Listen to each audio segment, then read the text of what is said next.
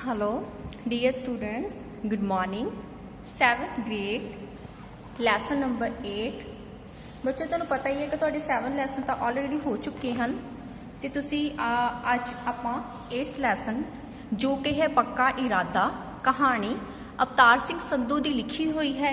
ਆਓ ਆਪਾਂ ਇਸ ਨੂੰ ਇੱਕ ਵਾਰ ਚੰਗੀ ਤਰ੍ਹਾਂ ਰੀਡ ਕਰਦੇ ਹਾਂ ਤੇ ਫਿਰ ਇਸ ਦਾ ਬੁੱਕ ਵਰਕ ਜ਼ਰੂਰ ਕਰਾਂਗੇ। बेटे बलजीत उठो भी अज स्कूल नहीं जाना। बलजीत दी मम्मी ने उसनू जगाउणा चाहिया। अद्धी रात तो मीह पै रहा सी, कदे घट जांदा सी, कदे तेज हो जाता है। हुण सवेर दे 7 वज चुके हैं पर मीह अजे भी पै रहा सी। कहंदे बलजीत दी मम्मी की आ बलजीत नू उठा रही है स्कूल जाण लई। बलजीत दी मम्मी ने कंबल खिंच के एक पासे रख दिता। बलजीत नू की है ठंड लग रही सी। ਮੰਮੀ ਜੀ ਤੁਸੀਂ ਮੈਨੂੰ ਕਿਉਂ ਜਗਾ ਦਿੱਤਾ? ਬਾਹਰ ਵੇਖੋ ਕਿੰਨਾ ਤੇਜ਼ ਮੀਂਹ ਪੈ ਰਿਹਾ ਹੈ, ਉੱਪਰੋਂ ਠੰਡੀ ਇੰਨੀ ਠੰਡ। ਬਲਜੀਤ ਅੱਖਾਂ ਮਲਦਾ ਫਿਰ ਕੰਬਲ ਖਿੱਚ ਰਿਹਾ ਸੀ। ਨਹੀਂ ਬੇਟੇ ਹੁਣ ਸੌਣ ਦਾ ਸਮਾਂ ਨਹੀਂ, ਬਾਥਰੂਮ ਜਾਓ ਅਤੇ ਸਕੂਲ ਲਈ ਤਿਆਰ ਹੋਵੋ। ਬਲਜੀਤ ਦੀ ਮੰਮੀ ਕੁਝ ਗੁੱਸੇ ਵਿੱਚ ਆਈ। ठीक है, बलजीत की मम्मी कहते उसनू उठा रही सी। ठीक है, पर बलजीत की है कंबल लई फिर पै रहा सी बार बार क्योंकि उसनू ठंड लग रही सी। ठीक है, बलजीत कह रहा सी भी इन्ना तो ज़्यादा मीह पै रहा है, मैं स्कूल नहीं जाना। ठीक है, जे मैं अज स्कूल ना गया तो कि पहाड़ नहीं टुट पैना। ठीक है, बलजीत की मम्मी कह रही है कि तू जा बाथरूम दे विच जाके नहा फ्रैश हो अते तैयार हो स्कूल लई। परंतु बलजीत कह रहा सी, कहंदा मम्मी जे मैं एक दिन स्कूल नहीं जावांगा तो कोई पहाड़ नहीं टुट पैगा। पुत्तर जी जिन्ना जिंदगी विच सफल होना हुंदा उन्हां लई मीह हनेरी ठंड रुकावट नहीं बनदे। कहंदे जिन्हां लई जिंदगी दे विच कुछ बनना हुंदा, कुछ टीचा मिथ्या हुंदा है, कहंदे उन्हां नूं ठंड नहीं लगती, ना ही कहते कोई मीह उन्होंने राह में रुकावट पा सकता है। छड्डो मम्मी जी तुसी कंबल दिओ। बलजीत कंबल लपेट के फिर लंबा पै गया। बलजीत की मम्मी सोचां विच पै गई। फिर अचानक उसनू कुछ याद आया। बलजीत पुत्र जे तेरे वांग शास्त्री जी भी आलस करते तो कदे भी भारत के प्रधानमंत्री ना बनते। फिर बलजीत की मम्मी ने एक तरकीब सूझी। उसने की किया, उसने अपने बच्चे नू की है जो कि सीगे शास्त्री, ठीक है, उन्होंने दी एक कहानी सुनानी शुरू की ते उन्होंने कहा कि जे ਜਿਹੜੇ लाल बहादुर शास्त्री सन वो भी जे आलस करते तो भारत के प्रधानमंत्री कदे ना वो बन पाते। शास्त्री जी पहला मेरे स्कूल ना जान दा शास्त्री जी नाल की संबंध? बलजीत ने हैरानी हुई। बलजीत ने हैरानी नाल अपनी मम्मी ने पूछा, पर उसनू बहुत ही ज़्यादा हैरानी हुई। उसने पूछा कि मेरे स्कूल ना जान दा शास्त्री जी नाल की संबंध? हाँ बेटे मैं गलत नहीं आख्या, तू हुण 8वीं जमात विच पढ़दा है, काफ़ी वड्डा है। पर लाल बहादुर शास्त्री जी उस समय प्राइमरी स्कूल विच पढ़दे सन। बलजीत का ध्यान अपने मम्मी की गल विच सी। उन्होंने दस्सिया कि जिहड़े लाल बहादुर शास्त्री सी वो भी उदों कहते प्राइमरी स्कूल विच पढ़ते सन। ठीक है, उन्होंने अपनी पढ़ाई नाल बहुत ज़्यादा प्यार सी। कहते तू भी की हुण 8वीं जमात विच हो गया है। ठीक है, उसदी अखां विचों नींद उड़ गई। पुत्र जी लाल बहादुर शास्त्री जी का जन्म बहुत ही गरीब परिवार विच होया। शास्त्री जी का कद काठ बहुत छोटा सी परंतु उन्हों का इरादा नेक ते पक्का सी।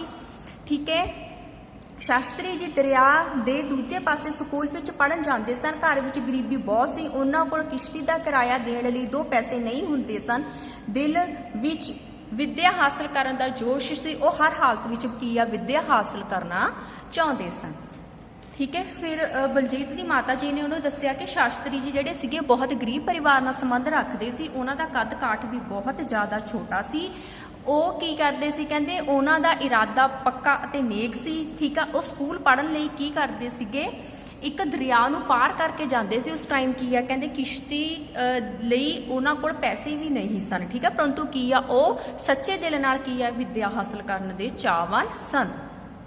ਫਿਰ ਉਹਨਾਂ ਨੇ ਕੀ ਕੀਤਾ? ਬਲਜੀਤ ਸਭ ਕੁਝ ਜਾਣਨ ਲਈ ਕਾਲਾ ਸੀ, ਬਾਲ ਲਾਲ बहादुर रोज़ अपने कपड़े उतार के कपड़े ते बसता सिर नाल बन लैंदा। फिर ठाठा मारदे दरिया विच छाल मार दिंदा। दरिया तरन तो बाद वो स्कूल जांदा अते पढ़ाई करदा। फिर आप वापसी ते इस तरह दरिया पार करदा। उसदे अध्यापक भी उसनूं हौसला देख के हैरान हुंदे।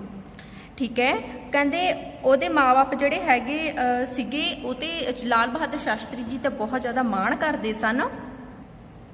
ਕਹਿੰਦੇ ਬਿਨਾਂ ਕਿਸੇ ਰੁਕਾਵਟ ਤੇ ਜਿਹੜੇ ਲਾਲ ਬਹਾਦਰ ਸ਼ਾਸਤਰੀ ਜੀ ਸਨ ਉਹ ਕੀ ਕਰਦੇ ਸੀ, ਦਰਿਆ ਪਾਰ ਕਰਕੇ ਆਪਣੇ ਬੈਗ ਤੇ ਕੱਪੜਿਆਂ ਨੂੰ ਕੀ ਆ ਸਿਰ ਨਾਲ ਬੰਨ੍ਹ ਲੈਂਦੇ ਸਨ, ਦਰਿਆ ਪਾਰ ਕਰਕੇ ਠੀਕ ਆ ਤੈਰ ਕੇ ਜਾਂਦੇ ਸਨ। ਉਹ ਕਹਿੰਦੇ ਬੜੀ ਮਿਹਨਤ ਹਿੰਮਤ ਅਤੇ ਦਲੇਰੀ ਨਾਲ ਵਿੱਦਿਆ ਹਾਸਲ ਕੀਤੀ। ਉਹਨਾਂ ਨੇ ਅਧਿਆਪਕ ਜਾਣਦੇ ਸਨ ਕਿ ਬਾਲਕ ਇੱਕ ਦਿਨ ਜ਼ਰੂਰ ਸਫਲਤਾ ਦੀ ਚੋਟੀ ਤੇ ਪਹੁੰਚੇਗਾ। ਬਲਜੀਤ ਦੀ ਮੰਮੀ ਕੁਝ ਦੇਰ ਲਈ ਰੁਕ ਗਈ। ਬਲਜੀਤ ਦੀ ਮੰਮੀ ਨੇ ਕਾਫੀ ਵਧੀਆ ਗੱਲਾਂ ਕੀਤੀਆਂ, ਬਲਜੀਤ ਨੂੰ ਦੱਸੀਆਂ।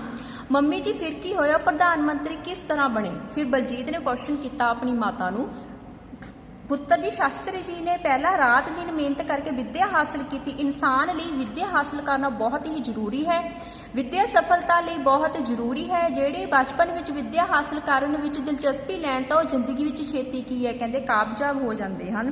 ਬੱਚੇ ਤੁਹਾਨੂੰ ਪਤਾ ਹੀ ਹੈ ਕਿ ਜ਼ਿੰਦਗੀ ਦੇ ਵਿੱਚ ਕੁਝ ਵੀ ਬਣਨ ਲਈ, ਭਾਵੇਂ ਉਹ ਡਾਕਟਰ ਹੈ, ਭਾਵੇਂ ਇੰਜੀਨੀਅਰ ਹੈ, ਭਾਵੇਂ ਕੁਝ ਵੀ ਹੈ, ਕੁਝ ਵੀ ਬਣਨ ਲਈ ਸਾਨੂੰ ਪਹਿਲਾਂ step by step classes the study ਕਰਨੀ ਪੈਂਦੀ ਆ, ਫਿਰ ਕੋਈ ਡਿਗਰੀ, ਕੋਈ ਡਿਪਲੋਮਾ, ਕੋਈ ਵੀ ਕੋਰਸ ਕਰਨਾ ਪੈਂਦਾ। ਕਹਿੰਦੇ ਇਸ ਤਰ੍ਹਾਂ ਸਾਡੇ ਸਰੀਰ ਦੇ ਵਾਧੇ ਤੇ ਵਿਕਾਸ ਦੇ ਨਾਲ ਨਾਲ ਕਹਿੰਦੇ ਜਿਹੜੀ ਸਾਡੀ ਪੜ੍ਹਾਈ ਆ ਸਾਡੀ ਉਹ ਵੀ ਇਸ ਤਰ੍ਹਾਂ ਬਹੁਤ ਜ਼ਿਆਦਾ ਜ਼ਰੂਰੀ ਹੈ ਸਾਡੀ ਜ਼ਿੰਦਗੀ ਦੇ ਵਿੱਚ। ਕਹਿੰਦੇ ਤਾਂ ਹੀ ਅਸੀਂ ਕਾਮਯਾਬ ਹੋ ਸਕਦੇ ਹਾਂ ਜੇਕਰ ਅਸੀਂ ਵਿੱਦਿਆ ਪ੍ਰਾਪਤ ਕਰਾਂਗੇ। ਮੰਮੀ ਜੀ ਫਿਰ ਤਾਂ ਸ਼ਾਸਤਰੀ ਜੀ ਬਹੁਤ ਉੱਚ ਇਰਾਦੇ ਦੇ ਮਾਲਕ ਸਨ। ਪੁੱਤਰ ਜੀ, ਸ਼ਾਸਤਰੀ ਜੀ ਨੇ ਬਚਪਨ ਵਿੱਚ ਪੱਕਾ ਇਰਾਦਾ ਕਰ ਲਿਆ ਸੀ ਕਿ ਉਹ ਜ਼ਿੰਦਗੀ ਵਿੱਚ ਕੁਝ ਅਜਿਹਾ ਕਰਨਗੇ ਕਿ ਦੁਨੀਆ ਉਹਨਾਂ ਵੱਲ ਵੇਖੇ। ਪੁੱਤਰ ਜੀ, ਪੱਕਾ ਇਰਾਦਾ ਤੇ ਨਿਸ਼ਾਨਾ ਮਿੱਥ ਕੇ ਤੁਰਨ ਵਾਲਾ ਜ਼ਰੂਰ ਸਫਲ ਹੁੰਦਾ ਹੈ। ਬੱਚੇ ਸਾਰੇ ਪੜ੍ਹਦੇ ਹਨ, ਕੁਝ ਮਾਪਿਆਂ ਦੇ ਡਰ ਕਾਰਨ ਪੜ੍ਹਦੇ ਹਨ, ਕੁਝ ਅਧਿਆਪਕ ਦੀ ਮਾਰ ਤੋਂ ਡਰਦੇ ਹਨ, ਪਰ ਜਿਹੜੇ ਬੱਚੇ ਕੁਝ ਬਣਨ ਦੀ ਪੱਕਾ ਇਰਾਦਾ ਕਰਕੇ ਪੜ੍ਹਦੇ ਹਨ ਉਹ ਸਫਲਤਾ ਉਹਨਾਂ ਦੇ ਕੀ ਹੈ ਕਹਿੰਦੇ ਪੈਰ ਚੁੰਮਦੀ ਹੈ। ਠੀਕ ਹੈ। ਫਿਰ ਬਲਜੀਤ ਦੀ ਮੰਮਾ ਨੇ ਉਹਨੂੰ ਦੱਸਿਆ ਕਿ ਕਹਿੰਦੇ ਬਚਪਨ ਵਿੱਚ ਕੋਈ ਵੀ ਇਨਸਾਨ ਜਦੋਂ ਪੱਕਾ ਇਰਾਦਾ ਕਰ ਲੈਂਦਾ ਕਹਿੰਦਾ ਜ਼ਿੰਦਗੀ ਦੇ ਵਿੱਚ ਬਣਨ ਲਈ ਕਹਿੰਦੇ ਉਹ ਜ਼ਰੂਰ ਕਾਮਯਾਬ ਹੁੰਦਾ। ਕਹਿੰਦੇ ਪੱਕਾ ਇਰਾਦਾ ਤੇ ਨਿਸ਼ਾਨਾ ਮਿੱਥ ਕੇ ਤੁਰਨ ਵਾਲਾ ਜ਼ਰੂਰ ਸਫਲ ਹੁੰਦਾ ਹੈ। ਬੱਚੇ ਸਾਰੇ ਪੜ੍ਹਦੇ ਹਨ, ਕੁਝ ਮਾਪਿਆਂ ਦੇ ਡਰ ਕਾਰਨ ਪੜ੍ਹਦੇ ਹਨ, ਕੁਝ ਅਧਿਆਪਕ ਦੀ ਮਾਰ ਤੋਂ ਪੜ੍ਹਦੇ ਹਨ, ਪਰ ਕੁਝ ਬੱਚੇ ਕਹਿੰਦੇ ਐਦਾਂ ਦਾ ਇਰਾਦਾ ਰੱਖਦੇ ਹਨ, ਕਹਿੰਦੇ ਉਹਨਾਂ ਨੂੰ ਪਤਾ ਹੈ ਕਿ ਉਹਨਾਂ ਨੇ ਆਪਣੀ ਖੁਸ਼ੀ ਲਈ ਜ਼ਿੰਦਗੀ ਵਿੱਚ ਕੁਛ ਨਾ ਕੁਛ ਜ਼ਰੂਰ ਪ੍ਰਾਪਤ ਕਰਨਾ ਹੈ।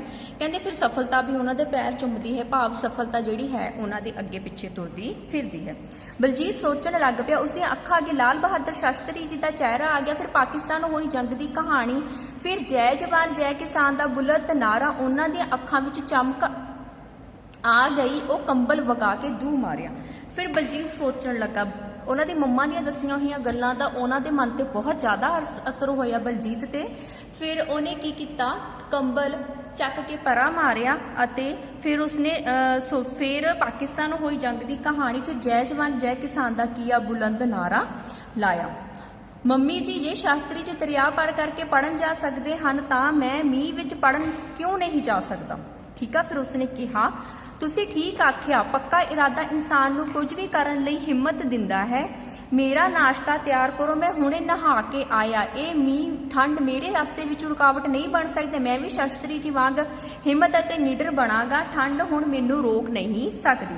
ਉਸਨੇ ਕਿਹਾ ਕਿ ਮੈਂ ਰੈਡੀ ਹੋਣ ਜਾ ਰਹੀ ਹਾਂ, ਤੁਸੀਂ ਮੇਰਾ ਨਾਸ਼ਤਾ ਤਿਆਰ ਕਰੋ। ਕਹਿੰਦੇ ਮੀਂਹ ਤੇ ਠੰਡ ਮੇਰੇ ਰਸਤੇ ਵਿੱਚ ਰੁਕਾਵਟ ਨਹੀਂ ਲੈ ਆ ਸਕਦੀ। ਮੈਂ ਵੀ ਆਪਣੀ ਆਲਸ ਨੂੰ ਕੀ ਹੈ ਖਤਮ ਕਰ ਦਿੱਤਾ ਤੇ ਮੈਂ ਵੀ ਹੁਣ ਕੀ ਆ ਸਕੂਲ ਜਾਣ ਲਈ ਤਿਆਰ ਹੁੰਦਾ ਹਾਂ। ਬਲਜੀਤ ਬਾਥਰੂਮ ਅੰਦਰ ਚਲਾ ਗਿਆ। ਉਸਦੀ ਮੰਮੀ ਖੁਸ਼ ਸੀ। ਉਸਨੂੰ ਨਹੀਂ ਪਤਾ ਸੀ ਕਿ ਇੱਕ ਛੋਟੀ ਜਿਹੀ ਘਟਨਾ ਦਾ ਬਲਜੀਤ ਉੱਪਰ ਇੰਨਾ ਅਸਰ ਪਵੇਗਾ। ਉਸਨੇ ਸਿਰਫ ਆਪਣੇ ਬੇਟੇ ਨੂੰ ਅੰਦਰੋਂ ਆਲਸ ਕੱਢਣ ਲਈ ਇਹ ਸਭ ਕੁਝ ਉਸਨੂੰ ਦੱਸਿਆ ਸੀ, ਪਰੰਤੂ ਵਾਕਈ ਉਸ ਤੇ ਇਹਨਾਂ ਚੀਜ਼ਾਂ ਦਾ ਕੀ ਬਹੁਤ ਜ਼ਿਆਦਾ ਅਸਰ ਹੋਇਆ।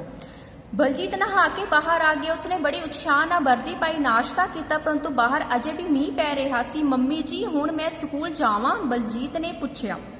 ਠੀਕ ਹੈ। ਬਲਜੀਤ ਨਹਾ ਕੇ ਬਾਥਰੂਮ ਤੋਂ ਬਾਹਰ ਆ ਗਿਆ। ਠੀਕ ਹੈ। ਉਸਨੇ ਆਪਣਾ ਨਾਸ਼ਤਾ ਕੀਤਾ, ਵਰਦੀ ਪਾਈ ਅਤੇ ਉਹ ਸਕੂਲ ਜਾਣ ਲਈ ਰੈਡੀ ਸੀ, ਪਰੰਤੂ ਮੀਂਹ ਆ ਜਿਹੜਾ ਹਜੇ ਵੀ ਕੀ ਆ ਬਾਹਰ ਪੈ ਰਿਹਾ ਸੀ। ਪਰ ਬੇਟੇ ਬਾਹਰ ਤੇਜ਼ ਮੀਂਹ ਪੈ ਰਿਹਾ ਹੈ। ਫਿਰ ਉਸਦੀ ਮੰਮੀ ਨੇ ਕਿਹਾ ਕਿ ਤੂੰ ਰੈਡੀ ਤਾਂ ਹੋ ਗਿਆ, ਪਰੰਤੂ ਬੱਚੇ ਬਾਹਰ ਅਜੇ ਬਹੁਤ ਮੀਂਹ ਪੈ ਰਿਹਾ ਹੈ। ਹੁਣ ਤੁਸੀਂ ਸਭ ਕੁਝ ਭੁੱਲ ਜਾਓ। ਇਹ ਮੀਂਹ ਮੇਰਾ ਰਸਤਾ ਨਹੀਂ ਰੋਕ ਸਕਦਾ। ਸ਼ਾਸਤਰੀ ਜੀ ਦੀ ਕਹਾਣੀ ਨੇ ਮੇਰੇ ਅੰਦਰ ਨਵਾਂ ਜੋਸ਼ ਭਰ ਦਿੱਤਾ ਹੈ। ਮੈਂ ਵੀ ਪੜ੍ਹ ਲਿਖ ਕੇ ਜ਼ਿੰਦਗੀ ਵਿੱਚ ਕੁਝ ਬਣਨਾ ਚਾਹੁੰਦਾ ਹਾਂ। ਮੀਂਹ ਨੇਰੀ ਨੇ ਠੰਡ ਹੁਣ ਮੈਨੂੰ ਰੋਕ ਨਹੀਂ ਸਕਦੇ। ਮੇਰਾ ਦਿਲ ਕਰਦਾ ਹੈ ਕਿ ਮੈਂ ਵੀ ਸ਼ਾਸਤਰੀ ਜੀ ਵਾਂਗ ਦਰਿਆ ਪਾਰ ਕਰਕੇ ਛਾਵਾਂ। ਮੰਮੀ ਜੀ, ਤੁਸੀਂ ਦੇਖਣਾ ਹੁਣ ਤੁਹਾਡਾ ਬਲਜੀਤ ਕਦੇ ਵੀ ਕਿਸੇ ਮੁਸੀਬਤ ਤੋਂ ਨਹੀਂ ਡਰੇਗਾ। ਬਲਜੀਤ ਦੀ ਮੰਮੀ ਨੇ ਬਲਜੀਤ ਨੂੰ ਆਪਣੀਆਂ ਬਾਹਾਂ ਵਿੱਚ ਭਰ ਕੇ ਘੁੱਟ ਕੇ ਪਿਆਰ ਕੀਤਾ। ਠੀਕ ਹੈ। ਦੇਖੋ ਬੱਚਿਓ, ਆਪਾਂ ਇਹ ਕਹਾਣੀ ਪੜ੍ਹੀ, ਇਹ ਕਹਾਣੀ ਤੋਂ ਆਪਾਂ ਨੂੰ ਕੀ ਸਿੱਖਿਆ ਮਿਲਦੀ ਆ ਕਿ ਜੇ ਆਪਾਂ ਜ਼ਿੰਦਗੀ ਦੇ ਵਿੱਚ ਕੁਝ ਵੀ ਪ੍ਰਾਪਤ ਕਰਨਾ, ਕਿਸੇ ਟੀਚੇ ਤੇ ਪਹੁੰਚਣਾ, ਕੁਝ ਸੋਚ ਲਿਆ ਆਪਣੇ ਮਨ ਦੇ ਵਿੱਚ ਵੀ ਹਾਂ ਮੈਂ ਆਪਣੀ ਮੰਜ਼ਿਲ ਤੱਕ ਪਹੁੰਚਣਾ ਹੀ ਪਹੁੰਚਣਾ, ਤਾਂ ਤੁਹਾਨੂੰ ਕੋਈ ਵੀ ਮੁਸੀਬਤ, ਕੋਈ ਵੀ ਚੀਜ਼ ਇੱਦਾਂ ਦੀ ਹੈ ਜੋ ਤੁਹਾਨੂੰ ਨਹੀਂ ਰੋਕ ਸਕਦੀ। ਠੀਕ ਆ, ਚਾਹੇ ਹਨੇਰੀ ਹੈ, ਚਾਹੇ ਮੀਂਹ ਹੈ। ਠੀਕ ਆ, ਦੇਖੋ ਜਿੱਦਾਂ ਬਲਜੀਤ ਦੇ ਮਨ ਤੇ ਲਾਲ ਬਹਾਦਰ ਸ਼ਾਸਤਰੀ ਜੀ ਦੀ ਕਹਾਣੀ ਦਾ ਕਿੰਨਾ ਅਸਰ ਹੋਇਆ। ਉਸਨੇ ਸੋਚ ਲਿਆ ਕਿ ਉਹ ਕਦੇ ਵੀ ਮੀਂਹ, ਕਣੀ, ਹਨੇਰੀ ਤੋਂ ਨਹੀਂ ਡਰੇਗਾ, ਨਾ ਰੁਕੇਗਾ, ਤੇ ਉਹ ਸੱਚੇ ਦਿਲ ਨਾਲ ਸਕੂਲ ਰੋਜ਼ ਜਾਏਗਾ, ਬਿਨਾਂ ਆਲਸ ਅਤੇ ਬਿਨਾਂ ਛੁੱਟੀ ਤੋਂ। ਠੀਕ ਆ, ਤੇ ਵਿੱਦਿਆ ਪ੍ਰਾਪਤ ਕਰੇਗਾ। ਤੁਸੀਂ ਵੀ ਆਪਣੀ ਜ਼ਿੰਦਗੀ ਦੇ ਵਿੱਚ ਐਵੇਂ ਹੀ ਕਰਨਾ ਆ, ਪੂਰੇ ਮਨ ਨਾਲ ਤੁਸੀਂ ਪੜ੍ਹਨਾ। ਠੀਕ ਆ, ਤੇ ਜ਼ਿੰਦਗੀ ਦੇ ਵਿੱਚ ਜੋ ਤੁਸੀਂ ਟੀਚਾ ਮਿੱਥਿਆ ਹੋਇਆ ਉਸ ਨੂੰ ਜ਼ਰੂਰ ਪ੍ਰਾਪਤ ਕਰਨਾ। ਚਲੋ ਬੱਚੇ, ਆਪਾਂ ਇਹਨਾਂ ਦੇ ਥੋੜੇ ਜਿਹੇ ਸ਼ਬਦ ਅਰਥ ਹੈਗੇ ਨੇ, ਇਹ ਵੀ ਰੀਡ ਕਰ ਲੈਂਦੇ ਆ। ਠੀਕ ਹੈ। ਠੰਡ, ਸਰਦੀ, ਕੋਈ ਪਹਾੜ ਨਹੀਂ ਟੁੱਟ ਪੈਣਾ, ਕੋਈ ਵੱਡਾ ਨੁਕਸਾਨ ਨਹੀਂ ਹੋ ਜਾਣਾ। ਆਲਸ, ਸੁਸਤੀ ਜਾਂ ਢਿੱਲ, ਨੀਂਦ ਉੱਡ ਜਾਣੀ, ਜਾਗ ਆ ਜਾਣੀ। ਇਰਾਦਾ, ਉਦੇਸ਼, ਮੰਤਵ, ਕਿਸ਼ਤੀ, ਬੇੜੀ, ਹਾਸਲ ਕਰਨਾ, ਪ੍ਰਾਪਤ ਕਰਨਾ। ਹੌਸਲਾ, ਉਤਸ਼ਾਹ, ਚੋਟੀ, ਉਚਾਈ, ਕਾਮਯਾਬ, ਸਫਲ, ਸਫਲਤਾ ਦਾ ਪੈਰ ਚੁੰਮਣਾ। ਸਫਲਤਾ ਨਾਲ ਭਾਵ ਸਫਲਤਾ ਦਾ ਉਸ ਇਨਸਾਨ ਦੇ ਅੱਗੇ ਪਿੱਛੇ ਫਿਰਨਾ। ਬੁਲੰਦ, ਜੋਸ਼ੀਲਾ, ਅੱਖਾਂ ਵਿੱਚ ਚਮਕ ਆ ਜਾਣੀ, ਖੁਸ਼ ਹੋ ਜਾਣਾ ਜਾਂ ਜੋਸ਼ ਆ ਜਾਣਾ। ਵਗਾ ਕੇ, ਖਿੱਚ ਕੇ, ਮੁਸੀਬਤ, ਮੁਸ਼ਕਿਲ ਜਾਂ ਸਮੱਸਿਆ। ਬੱਚੇ, ਤੁਹਾਨੂੰ ਇਹ ਸਟੋਰੀ ਸੁਣਾਈ। ਠੀਕ ਹੈ, ਤੁਸੀਂ ਇਹਨੂੰ ਸੁਣਿਆ ਤੇ ਤੁਸੀਂ ਇਹਨੂੰ ਚੰਗੀ ਤਰ੍ਹਾਂ ਹੁਣ ਇੱਕ ਵਾਰ ਰੀਡ ਵੀ ਕਰਨਾ। ਤੇ ਹੁਣ ਅਸਾਈਨਮੈਂਟ ਦੇ ਵਿੱਚ ਮੈਂ ਤੁਹਾਨੂੰ ਇਸ ਦਾ ਬੁੱਕ ਵਰਕ ਦਵਾਂਗੀ, ਅਤੇ ਨੈਕਸਟ ਇਹ ਵੀ ਅਸਾਈਨਮੈਂਟ ਦੇ ਵਿੱਚ ਆਪਾਂ ਜਿਹੜਾ ਇਹਦਾ ਬੁੱਕ ਵਰਕ ਹੈਗਾ ਉਹ ਚੰਗੀ ਤਰ੍ਹਾਂ ਰੀਡ ਕਰਾਂਗੇ। ਇਸ ਬੁੱਕ ਵਰਕ ਜੋ ਮੈਂ ਤੁਹਾਨੂੰ ਅਸਾਈਨਮੈਂਟ ਬੱਚਿਓ ਦਿੰਦੀ ਆ, ਤੁਸੀਂ ਆਪਣੀ ਫੇਅਰ ਨੋਟਬੁੱਕ ਤੇ ਉਸ ਨੂੰ ਜ਼ਰੂਰ ਕਰਨਾ, ਸਾਫ਼ ਰਾਈਟਿੰਗ ਦੇ ਵਿੱਚ। Thanks, have a nice day.